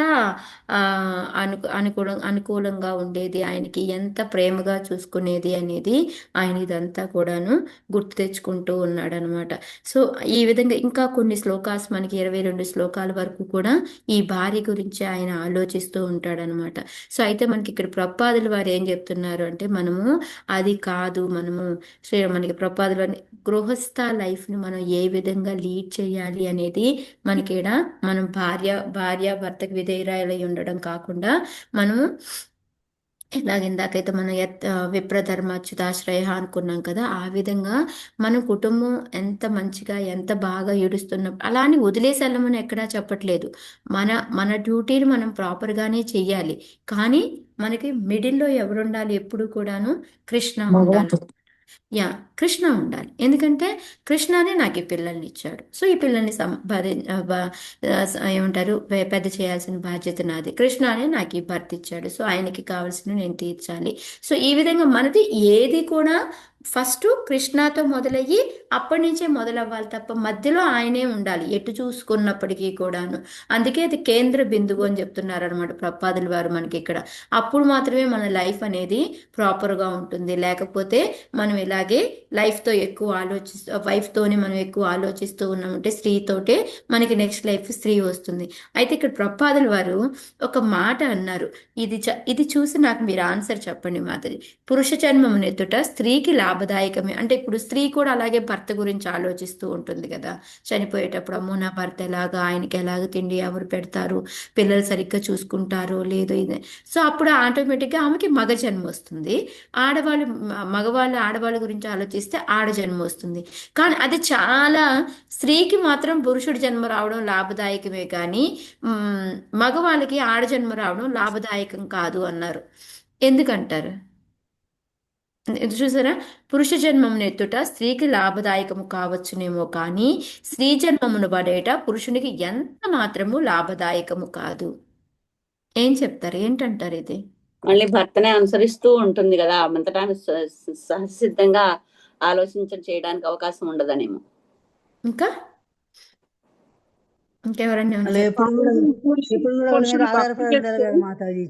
మగ చిన్న జన్మ బలిదానం గ్రేట్ అని వాళ్ళు చెప్పటం మాతాజీ. ఒక్క నిమిషం నాగచంద్రిక మాత చెప్పండి. మగ జన్మ గ్రేట్ అని వాళ్ళ ఉద్దేశం. అది ప్రపాదులు వారు చెప్తున్నారు. ప్రపాదులు వారు ఎప్పుడు అలా చెప్పలేదే, కానీ ఇక్కడ ప్రపాదులు వారు చెప్తున్నారు మనకి. నేను కూడా మగతనే కదా. కానీ ప్రపాదులు వారు ఎప్పుడు అలా చెప్పలేదు మాతాజీ. మాతాజీ అంతకుముందు చాప్టర్ లో చెప్పినట్టున్నారు కదా మాతాజీ, పురుష జన్మ నుంచి తర్వాత నేరుగా మనం ముక్తి పొందే మార్గం అనేది ఉంటది అని. అంటే ఈ పురూరు దీంట్లో కాదు, దీనికంటే ముందు చాప్టర్ లో ఒకసారి మధ్యలో వచ్చినట్టుంది మాతాజీ. అలా ఏం లేదు, లేడీస్ వెళ్ళకూడదు అని ఎక్కడ రాసి పెట్టలేదే. వాళ్ళకి అవకాశం ఎక్కువగా ఉంటది, పురుషులకి అదే వెళ్ళే అవకాశం అవకాశం ఎందుకు ఎక్కువ, నేను అదే అడుగుతుంది అని మిమ్మల్ని చెప్పారు. ఇప్పుడు. అది ఎందుకు అంటే వీళ్ళకి ఎందుకు మేలు అంటే పురుష జన్మలోకే ఎక్కువ అవకాశం ఉందని చెప్పారని చెప్తున్నా. అదే మాతాజీ, అది ఎందుకు పురుషులకే ఎందుకు అవకాశం ఎక్కువ, నేను అది మాతాజీ అతను పురుషునికి తొందరగా అధికారం వైరాగ్యం ఉంటుంది, అధికారం చదవ ఓకే. ఉంటుంది. రేవతి గోపి మాతాజీ చెప్పండి. అతను తొందరగా డిటాచ్ అవ్వగలడు. లేడీస్ అట్లా డిటాచ్ అవ్వలేరు. అది వాళ్ళు మెయిన్. బాగా అనుబంధాలు పెంచేసుకుంటారు, ఆ బంధాలు చిక్కుకొని ఉంటారు. మనం చాలా అటాచ్మెంట్ ఎక్కువ మాతాజీ మనకి. అందుకే చూడండి, ఇప్పుడు ఇస్కాన్ మనం ఏదైనా కూడా ఒక దేవుడికి కూడా అటాచ్ అయ్యాము అంటే చాలా తొందరగా అయిపోతాము. మగవాళ్ళు తొందరగా అవ్వరు అటాచ్మెంట్ దీనికి, వాళ్ళు దానికి అన్నిటికీ కూడా నిన్న కూడా చెప్పారు మాతాజీ, క్యాలిక్యులేషన్స్ వేస్తారు. ఇది వేస్తే ఇదేమవుతుంది అనేసి వాళ్ళు క్యాలిక్యులేటెడ్గా ఉంటారు. వాళ్ళకి అన్ని ప్రూఫ్లు కావాలి, ఇది చేస్తే ఇది కావాలి. మనం రవిశశి మాతాజీ అడిగినప్పుడు మాతాజీ చెప్తా ఉన్నారు సేమ్ అదే అనమాట. మనకి ఏంటంటే తొందరగా ఇప్పుడు పిల్లలు అంటే వాళ్ళు ఏం చెప్పినా అటాచ్ అయిపోయి వాళ్ళతో మళ్ళీ ఇదిగా అయిపోతాము. మనకి ఆలోచన శక్తి అనేది కూడా తక్కువ ఉంటుంది. మనకి భగవద్గీతలో మనం చూసామంటే లేడీస్కి ఎందుకు తక్కువ గ్రేడ్ ఇచ్చారు అని అంటే దాంట్లో కూడా మనకు ఉంటుంది. కానీ మనకుండే గ్రేట్నెస్లు ఉన్నాయి. మనం ఒకసారి అటాచ్ అయిపోయామంటే భగవంతుడితోటి మళ్ళీ మనం వెనక్కే వెళ్ళము. కానీ వీళ్ళు ఒక్కొక్కసారి వెనక్కి వెళ్ళే ఛాన్స్ ఉంటుంది. అందుకని అన్నారు తప్ప ఆడవాళ్ళైతే ఏమీ కాదు, వాళ్ళకి ఇది లేదు అని కాదు. ఎక్కువ మనము అటాచ్మెంట్ అవుతాము. ఆ వైరాగ్యం అనేది తక్కువ మనకి, దానికోసం అన్నమాట. ఆలోచించే శక్తి తక్కువ ఉంటుంది మనకి వీటన్నిటి వలన. ఓకే, క్లియరా మాతాజీ? డౌట్ గానే ఉందా ఇంకా? హరే కృష్ణ నేను రచన నేను మీకు మ్యూట్ లో ఒకసారి నేను ఇదే మాట్లాడుతున్నా. డౌట్ అడిగాను మాతాజీ. ఒకసారి క్లాస్ లో వచ్చింది వీళ్ళందరూ అడిగారని చెప్పాను కదా, ఆ, మేబీ అప్పుడు అడిగిన డౌట్ ఇదే మాతాజీ. నేను అవునా? ఓకే, గుర్తులేదు. ఒకటి ఏంటంటే స్త్రీ జన్మ తక్కువ కాదు, వైరాగ్యం లేదు, బంధాలు ఎక్కువ ఉన్నాయి అంటారు. కానీ అది ఉండడం వల్లే స్వభావ సిద్ధంగా ఆమెకు ఆ బంధాలు ఉన్నాయి కాబట్టి ఇల్లు, భర్త, పిల్లలు అన్నిటినీ ఏకతాటి మీద నడుపుతుంది. లేకుంటే ఆమె కూడా పట్టించుకోకుండా వెళ్ళిపోతే గృహస్థ జీవితం చిన్నమవుతుంది కదా. అవును, డిస్క్వాలిఫికేషన్ కాదు, ఆమెకు అది క్వాలిఫికేషన్. ఎప్పుడు డిస్క్వాలిఫికేషన్ అవుతుంది అంటే భగవత్ చింతనలో ఆమె ఇంకా ఈ బంధాలు తెచ్చుకునే టైం పడుతుంది కాబట్టి అక్కడ కొద్దిగా డిస్క్వాలిఫికేషన్ అవుతుంది అంతే. మాతాజీ. సో అందుకే మనకి మనకి తెలుగులో చెప్తుంటారు కదా, జీవితం అనేది ఒక నాటకం లాంటిది అనేది. సో ఇప్పుడు ఏదైనా ఒక నాటకంలో మనం ఏదైనా ఒక పోర్షన్ చేసాము, దాంతో అటాచ్ అయిపోయి ఉంటామా? ఆ నాటకం వరకే, నాటకం అయితే అయిపోతుంది. అంతే, దాని వరకే. దాంతో తర్వాత కూడా లేదు లేదు నేను అదే క్యారెక్టర్, నేను అందులోనే ఉంటాను అంటే ఎట్లా కుదురుతుంది? కుదరదు. సో మెయిన్ ప్రపాదుడి వారు ఇందులో చెప్తుంది అదనమాట. ఇది ఒక నాటకం లాంటిది. నీవు ఒక పోషణ, ఒక పాత్ర చేయడానికి వచ్చావు, పాత్ర చేసేసి వెళ్ళిపో, దాంతో అటాచ్ అవ్వకు.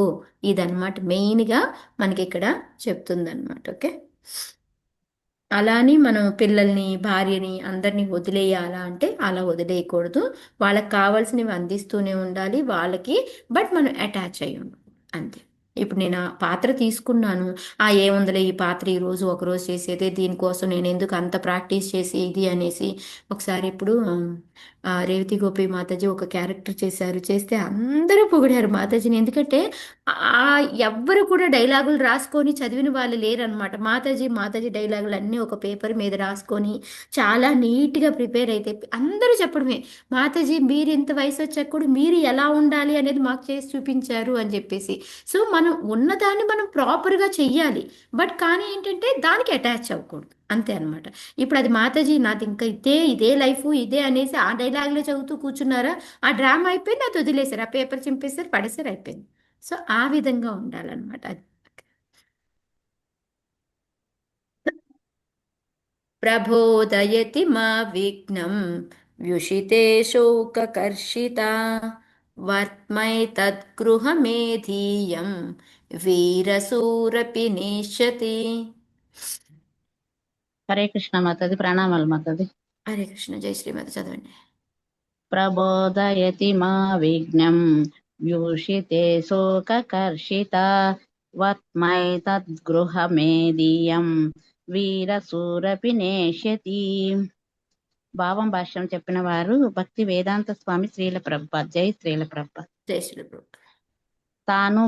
తాను భ్రాంతిమయ స్థితిలోనున్నప్పుడు ఆమె చక్కని బోధ గావించడిదనియు, దూర ప్రాంతములకు వెడలినప్పుడు విరహముతో శోకించడిదనియు పురంజనుడు తన భార్యను గూర్చి తలపోసాగాను.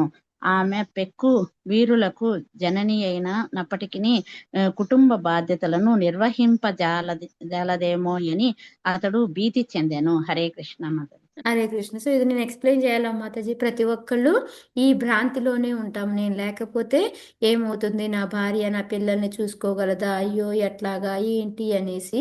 అదే ఇక్కడ మనకి అదే నారదుల వారు కూడా ప్రాచీన బర్హీకి చెప్తున్నారనమాట. పురంజనుడు ఈ విధంగా ఆలోచిస్తూ ఉన్నాడు వాళ్ళ భార్య గురించి, ఈ కుటుంబ బాధ్యతలన్నీ ఎలా నెరవేరుస్తుంది ఏంటి అనేసి ఆలోచిస్తూ ఉన్నాడు అనేసి. సో ఇక్కడ మనకి ఇక్కడ ఒక చిన్న డిఫరెన్స్ ఉంది రసరాణి మాతాజీ. ఏంటి అక్కడ ఏమన్నారంటే నా భార్య పిల్లలు ఎలా చూసుకుంటుందని భీతి పడ్డాడు. ఈ రోజులు అట్లా కాదు. నా భార్యను పిల్లలు ఎలా చూసుకుంటారో ఆ గతి ఏమైతుందో భయపడాలి. అది వ్యత్యాసం అప్పటికి ఇప్పటికి. కరెక్ట్ మాతాజీ. Exactly correct. ఎందుకంటే పిల్లలు ఇప్పుడు వాళ్ళ దాడి అదే ఇక్కడ కింద ప్రభుపాదుల వారు మీరు చెప్పినట్టు అదే ఇచ్చారు మాతాజీ ప్రభుపాదుల వారి కింద కూడా. సో ఈ కింద ఏంటంటే మనకి ప్రభుపాదుల వారు మనకి అట్లా డిటాచ్మెంట్ కాదు మాతాజీ, వాళ్ళకి డిటాచ్మెంట్ వచ్చేసి వదిలేసి వెళ్ళిపోతున్నారు మాతాజీ. అది ఎలాంటి డిటాచ్మెంట్? వాళ్ళ ఫ్యామిలీతో అటాచ్మెంట్ అయిపోయి ఇది ఎక్స్ట్రా భారం అని వదిలేస్తారు, అంతేగాని వదిలేస్తున్నారు. అవును, కరెక్టే. అదే కదా. అంతేకాని వాళ్ళకి అక్కడ ఓకే అటాచ్మెంట్ పెట్టుకోలేదు వదిలేసి వెళ్ళారు కాదు, వాళ్ళు భారం అనుకుని వదిలేసి వెళ్తున్నారు, వాళ్ళ ఫ్యామిలీయే కావాలి అనుకుని. సో ఇక్కడ ఏంటంటే అదే ఇందాక మనం మాతాజీ చెప్పుకున్నాం వాళ్ళు ఎందుకు కాదు మన మాతాజీ. మాతాజీ మాతాజీ వాళ్ళు వదిలేయడం కాదు, సేవ చేయడానికి వదిలిపెడతారు. ఆస్తులన్నీ కావాలి మాతాజీ. అది కామన్ కదా మాతాజీ, ఆస్తి రాయించుకున్నాకే వెళ్తారు వాళ్ళు. అందుకే కదా ఇప్పుడు రోజుల్లో మనందరికీ చెప్తున్నారు, మన పేరు మీద ఎంతో కొంత ఆస్తి ఉంచుకోండి, దానికోసమైనా మిమ్మల్ని చూస్తారు పిల్లలు అని చెప్తున్నారు కదా. ఎస్ మాతాజీ. సో ఇక్కడ ఏంటంటే ప్రభుపాదులు వారు చెప్తున్నారు ఇదంతా ఎందుకు పురంజనుడు ఎంత ఇదిగా ఆలోచిస్తున్నాడు అంటే, ఇందా మనం చెప్పుకున్నట్టు మన చైతన్యం అనేది కలుషితమైంది.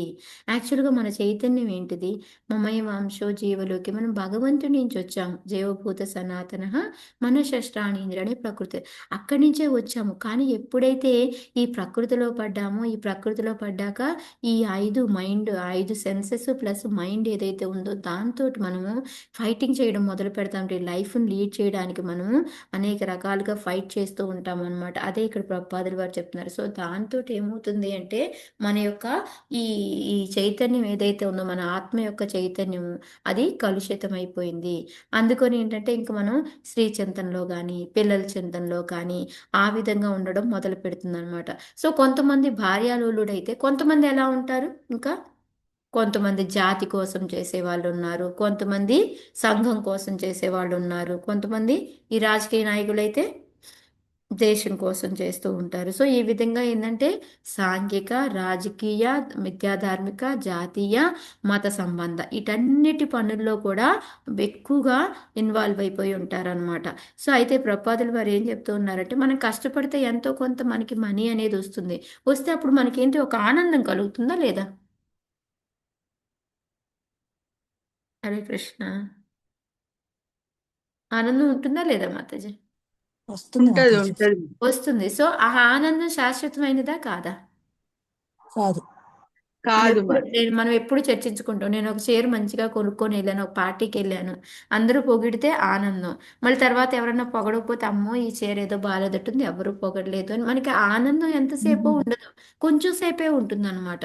సేమ్ అదే విధంగా ఇక్కడ ఏంటంటే మనం కష్టపడితే మనీ వస్తుంది, అది మనం ఆనందం అనుకుంటున్నాం, కానీ అది మిథ్యాసుఖం అనమాట. అది ఎంతోసేపు ఉండేది కాదు మనకి. అలాగే శీతోష్ణ సుఖ దుఃఖ ఆగమ పైన నిత్య అని ఆనందం దుఃఖం అతుగా వస్తూ ఉంటాయి, పోతూ ఉంటాయి. ఇది శాశ్వతమైన ఆనందం కాదు. నిజమైన ఆనందం అనేది మనం ఎలా గుర్తించగలం? భగవంతుడు సేవ చేసినప్పుడు మాతాజీ. ఆధ్యాత్మికంగా వెళ్ళినప్పుడే మాతాజీ. అది కూడా ఎప్పుడు మనకి ఇంద్రియాలతో, దివ్య ఇంద్రియాల ద్వారా మాత్రమే మనము అనుభూతి పొందగలం అన్నమాట. ఆ దివ్య ఇంద్రియాలు ఎలా వస్తాయి మనకి? భక్తి చేస్తే వస్తాయి. ఎస్, మనం పవిత్రం అవ్వాలి. మనం పవిత్రం అవ్వాలి అంటే ఏం చేయాలి? భక్తి చేయాలి. సో అప్పుడే మనకి దివ్యేంద్రియాలు వస్తాయి.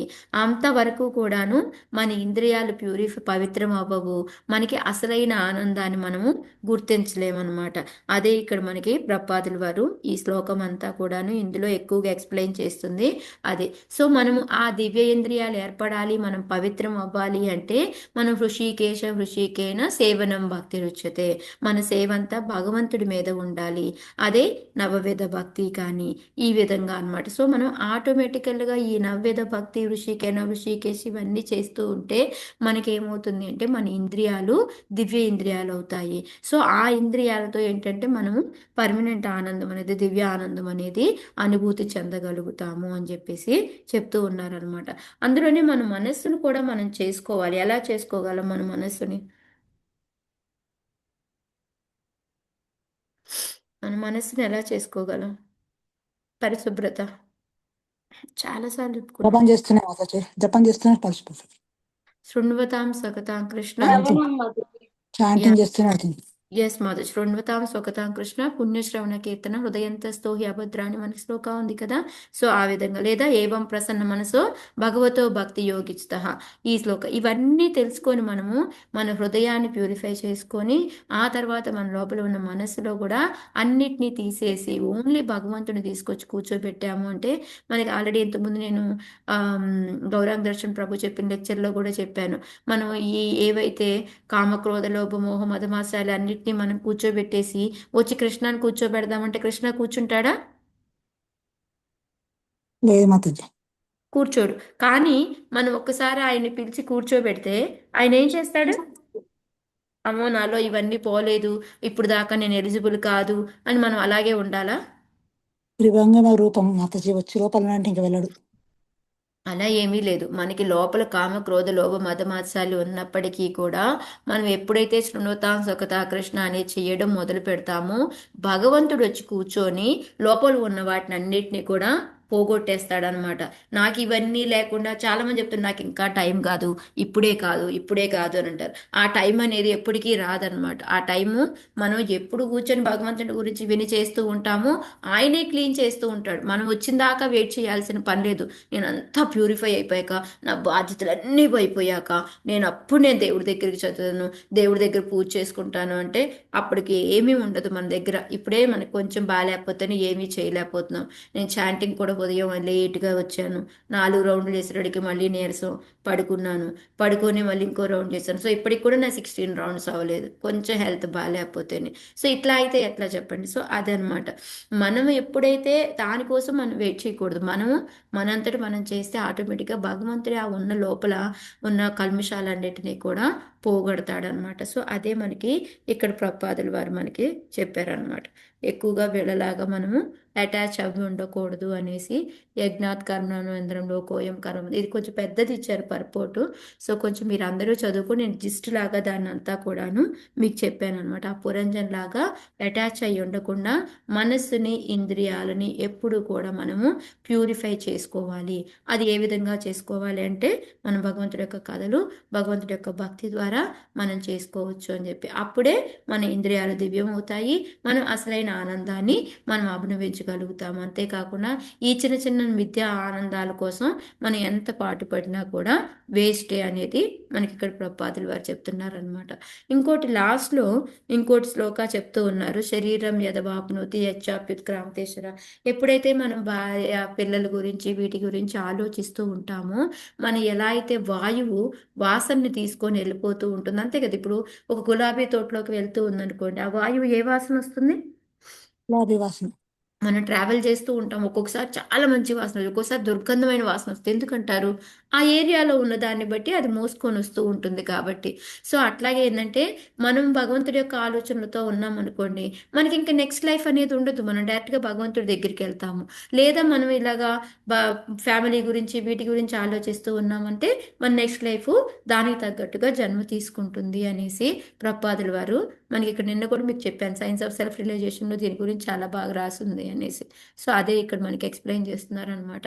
సో వీటన్నిటినీ గుర్తుపెట్టుకొని మన మనస్సు ఇంద్రియాలని శుద్ధి చేసుకొని దాని ద్వారా నిజమైన సుఖాన్ని అనుబంధించాలి తప్ప ఈ మిథ్యా సుఖం వైపు పరిగెట్టకండి అనేసి మెయిన్గా మనకి చెప్తుంది అనమాట. కథం ను దారకాదీన దారకీర్వా పరాయణాః వర్తిష్యంతే మయి గతే భిన్ననావాయివో దధౌ.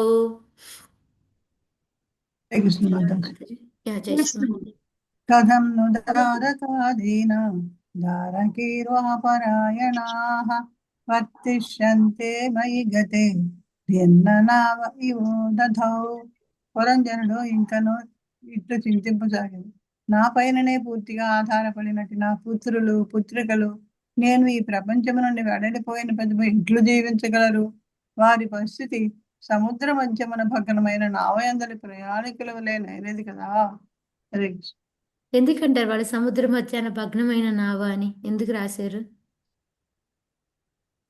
అది వాడు ఆయన అనుకోవడమే తప్ప అలాంటిది ఎప్పుడు ఉండదు. మనుషులు ఇంట్లో ఉన్నప్పుడే వాళ్ళకి అక్కడ అంటే ఆ పోలిక ఎందుకు పెట్టారు అంటే, ఇప్పుడు మనకి ఆ సముద్రంలో నావ ఇది భగ్నం అయిపోయింది అనుకోండి, ఇప్పుడు ఎవరు దాన్ని తీసుకెళ్ళలేరు కదా, వాళ్ళు ఇంకెవరు కాపాడే వాళ్ళు లేరు అక్కడ.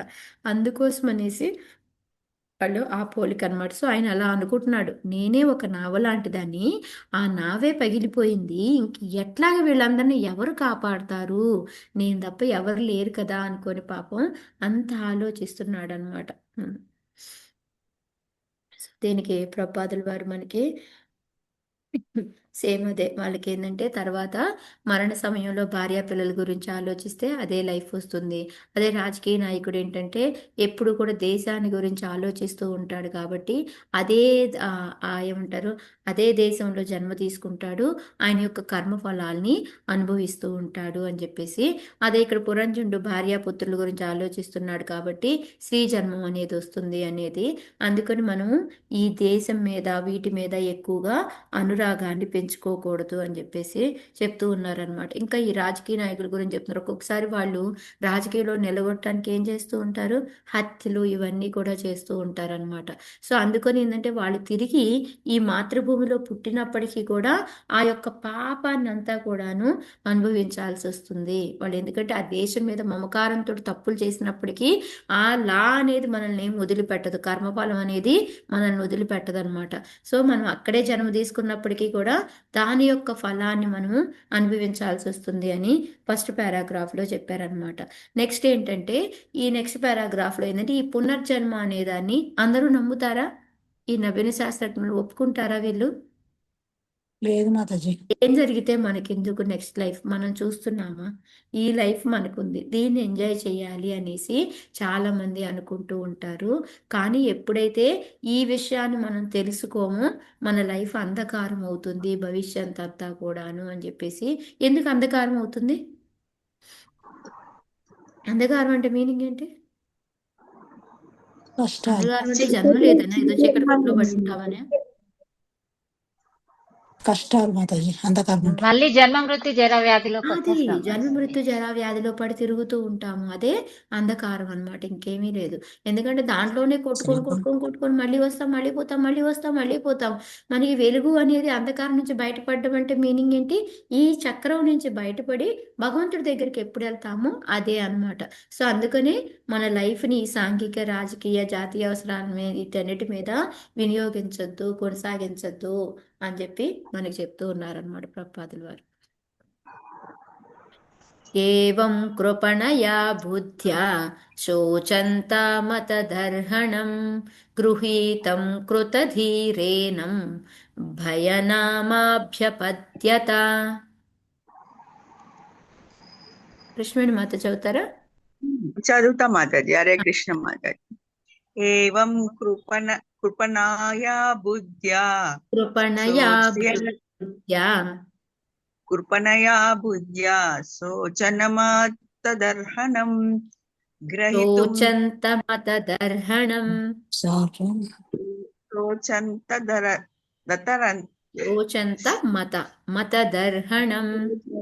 మతదర్హణం గ్రహీతుం కృత ధీరేనం భయనామాభ్యపర్జత. పుత్రులకు ఏ గతి పట్టునోయని పురంజనుడు శోకింపనవసరము లేనప్పటికీ కృపణత్వ బుద్ధి కారణమున అతడట్లు కావించను. ఇంతలో భయనామధేయుడగు యవనరాజు అతనిని బంధించుటకు శీఘ్రముగా అరుదించను. హరే కృష్ణ. హరే కృష్ణ. సో మీరందరూ కనుక థర్డ్ క్యాంటోలో మనందరికీ గుర్తుంటే ఆయన మృత్యువు తర్వాత వీళ్ళు బంధించి మనల్ని తీసుకెళ్తూ ఉంటారు. ఏ శరీరాన్ని తీసుకెళ్తూ ఉంటారు వాళ్ళు బంధించి? సూక్ష్మ శరీరాన్ని బంధించి. సో అదే అనమాట. ఇప్పుడు యవనరాజు బంధించడానికి ఇంకా శీఘ్రంగా ఆలోచించుతున్నాడు అంటే ఆయన చనిపోలేదు అని కాదు. ఎప్పుడైతే దేహం కాలిపోతూ ఉందో అప్పుడు ఆయన సూక్ష్మ శరీరాన్ని బంధించి తీసుకెళ్తూ ఉంటాడు అనమాట. అది ఇక్కడ చెప్పడం అనమాట ఇక్కడ మనకి. సో ఇక్కడ ఈయనేమో ఎంతో వాళ్ళ గురించి ఆలోచిస్తూ ఉన్నాడు. అందుకే కృపణత్వ బుద్ధి అని చెప్తున్నారు. ఎందుకంటే నేనే చేస్తాను నా వల్లనే అని అనుకుంటూ ఉన్నాడు కాబట్టి మనకి నిన్న కూడా మనం చెప్పుకున్నాం, మనం కృపణులుగా ఉండకూడదు. ఎప్పుడైతే అర్జునుడిని కృష్ణుడు తిడతాడు కదా, నువ్వు కృపణులుగా ఉన్నావు అని చెప్పేసి మనకి సెకండ్ చాప్టర్లో అంతా వస్తుంది చూడండి. మనం ఎప్పుడు కూడాను మన కోసము ఇది కాకుండా భగవంతుడి కోసమే ఆలోచిస్తూ ఉండాలి. ఒక బ్రాహ్మణ్ లాగా ఉండాలి, వైష్ణవ్ లాగా ఉండాలి తప్ప ఈ కృపణత్వంతో ఉండకూడదు అని చెప్పి చెప్తున్నారనమాట. అసలు ఫస్ట్ ఆఫ్ ఆల్ మనమే ఏంటో మన లైఫే తెలీదు, కానీ మనం మన పిల్లల గురించి మన ఫ్యామిలీ గురించి ఆలోచిస్తూ ఉంటాం కదా. అది ఇక్కడ మనకి ప్రభుపాదుల వారు చెప్తున్నారనమాట. కొంచెం పెద్దది ఉంది పర్పోర్ట్ ఇది. సో ఫస్ట్ పారాగ్రాఫ్లో ఏంటి అంటే ప్రభుపాదుల వారు చెప్తుంది మనకి, మనం ఏంటంటే అన్ని కంఫర్ట్స్ ఇస్తూ ఉంటాం ఫ్యామిలీకి కావాల్సినవన్నీ కూడాను. అదేమి తప్పు కాదు, అది ఇవ్వాలి. ఓకే, మనం ఒక తల్లిదండ్రులుగా ఉన్నప్పుడు వాళ్ళకి ఇవ్వాలి. కాకపోతే మనం ఏంటంటే మనం పోయా కూడా వాళ్ళు ఇంకా ఎంతో ఆనందంగా ఉండడం కోసం వాళ్ళకి సరిపడా వాళ్ళు ఉద్యోగం చేసినా చెయ్యకపోయినా వాళ్ళు హ్యాపీగా లీడ్ చేయడానికి మనం అంతా సంపాదించిస్తాం చూడండి, అది తప్పు అని ఇక్కడ ప్రభుపాదుల వారు చెప్తూ ఉన్నారని. వాళ్ళు బాధ్యత వహించాలి, వాళ్ళు వదిలేయమని కాదు. కాకపోతే ఏంటంటే ఇంకా ఇంకా తర్వాత కూడా ఎలాగా ఇంకా ఎంత ఆస్తి ఇవ్వచ్చు. నేను మీకు ఒకటి చెప్పాను, ఆయన 4 కొడుకులు కూడా ఆయనకి ఆల్రెడీ జాబ్ ఆయన వ్యాపారాలు తీసుకొని ఉంటే ఇంకా నేను ఏం చేయను అంటే ఆయన మళ్ళీ ఏమనుకుంటున్నాడు, ఇంకో వ్యాపారం ఏదన్నా నేను మొదలు పెట్టనా అని అనుకుంటున్నాడు అనమాట. సో అట్లా అంత ఎక్కువ ఆలోచించకూడదు అని చెప్పేసి. కానీ ఏంటంటే అది మనకు ఒక రోగం లాంటిది, మనము అలాగే ఆలోచిస్తూ ఉంటాము అని చెప్పేసి ఎంతసేపు మన ఇంద్రియ భోగమే కాకుండా మన పిల్లల ఇంద్రియ భోగాన్ని కూడా కోసమని వాళ్ళ కోసం ధనం కూడబెడుతూ ఉంటాము.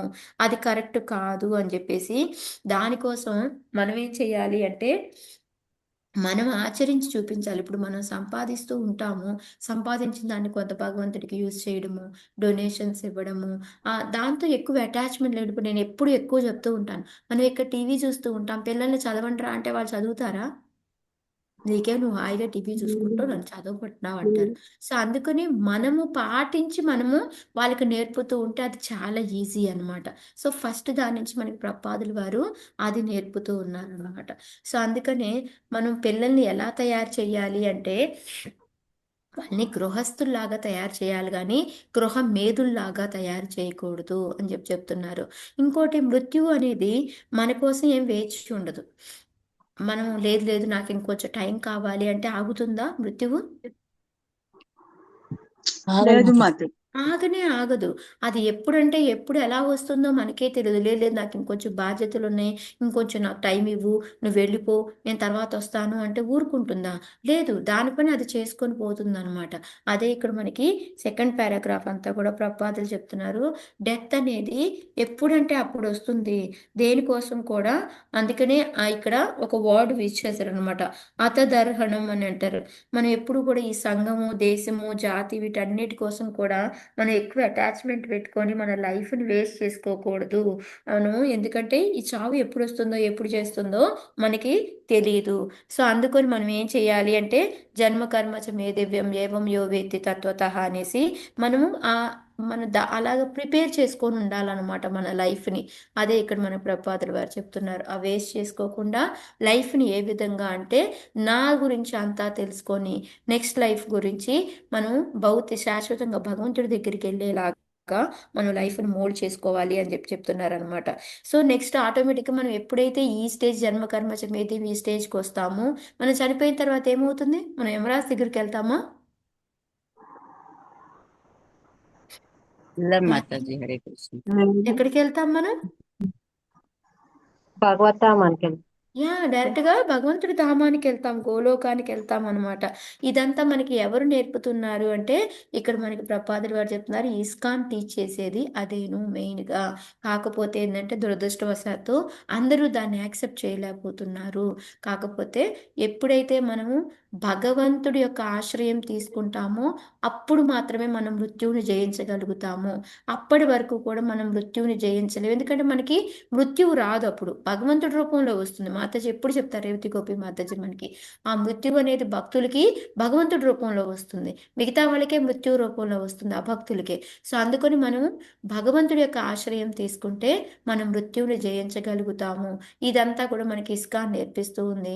మనం ఏంటంటే దాని దురదృష్టవశాత్తు మనం దాన్ని గ్రాస్ చేయలేక ఇంకా కూడా దీంట్లోనే పడి తిరుగుతున్నాము అనేసి నేను ఒక షార్ట్ ఫామ్లో చెప్పాను మాతాజీ మీకు ఇదంతా కూడాను.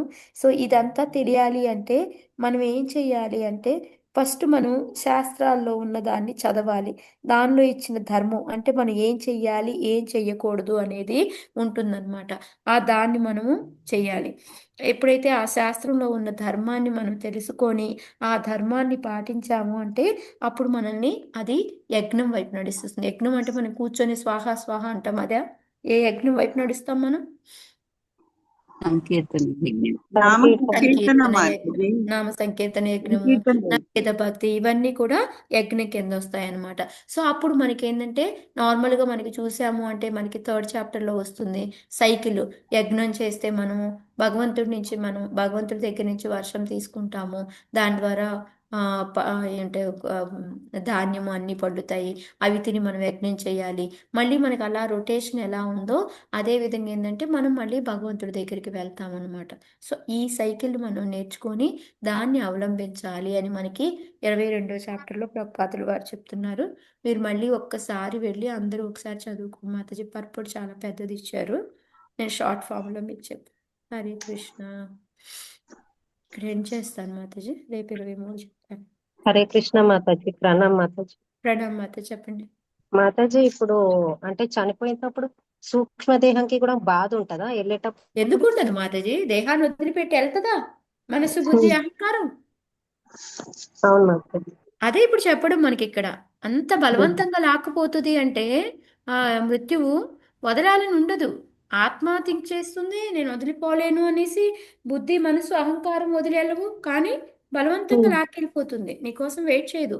నువ్వు ఇంకా కాసేపు ఉంటాను, కాలుస్తున్నాను నన్ను, నేను ఇంకా చూసుకుంటాను, నా ఫ్యామిలీ ఏమవుతుందో అంటే ఏం ఉండనీదు, తీసుకెళ్ళి.